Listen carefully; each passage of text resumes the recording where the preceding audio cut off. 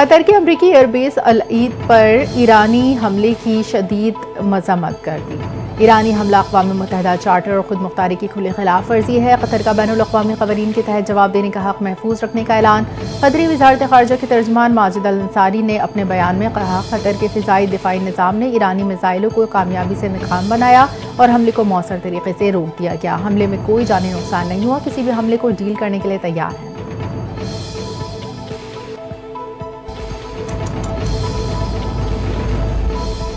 ایران نے کسی کے ساتھ زیادتی نہیں کی اور نہ ہی کرے گا۔ ہم کسی کے سامنے سر نہیں جھکائیں گے۔ ایرانی قوم عزت، استقلال اور اصولوں پر سمجھوتہ نہیں کرے گی۔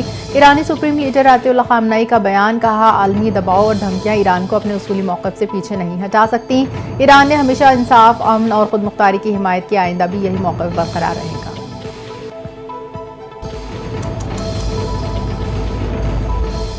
قطر میں امریکی بیس پر ایرانی حملے، سعودی ولیعہد شہزادہ محمد بن سلمان کا امیر قطر سے ٹیلی فونک رابطہ، ایران کی جانب سے قطر پر کیے گئے میزائل حملے کی شدید مذمت۔ شہزادہ محمد بن سلمان نے گفتگو میں کہا، ایران نے قطر پر بلا جواز جارحیت کی ہے، سعودی عرب ہر حال میں اپنے قطری بھائیوں کے ساتھ کھڑا رہے گا۔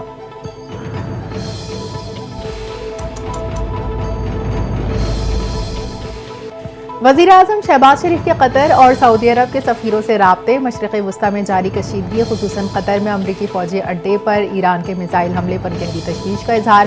وزیر اعظم شہباز شریف نے کہا، پاکستان قطر کے امن و استحکام کے ساتھ کھڑا ہے۔ قطری سفیر نے پاکستان کے اظہار یکجہتی پر وزیر اعظم شہباز شریف کا شکریہ ادا کیا۔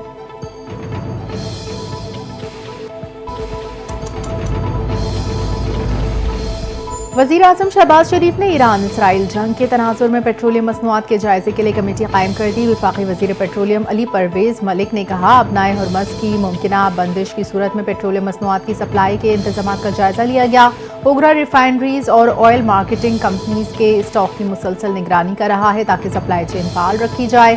حکومت پیٹرولیم مصنوعات کی سپلائی کو یقینی بنانے کے لیے ہر ممکن کوشش کرے گی۔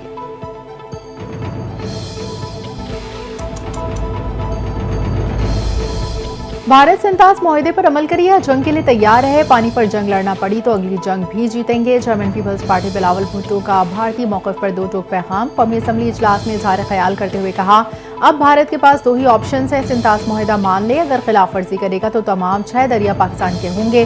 بھارت کو پہلے بھی عبرتناک شکست دی، اب بھی دیں گے۔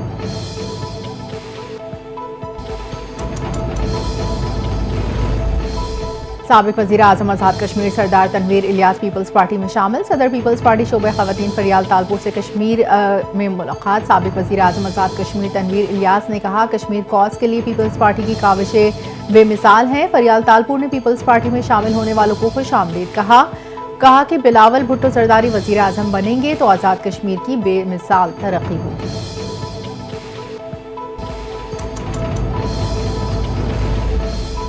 اور محکمہ موسمیات نے کراچی میں بادل برسنے کی پیش گوئی کر دی۔ 25 جون کو بارش برسانے والا سسٹم بالائی علاقوں پر اثر انداز ہونے کا امکان۔ 26 جون سے سسٹم سندھ پر اثر انداز ہونا شروع ہوگا۔ سسٹم کے تحت معتدل اور کہیں تیز بارش کا امکان۔ جمعے سے کراچی میں بارشوں کا امکان، ہفتے اور اتوار کو بارش کا امکان زیادہ رہے گا۔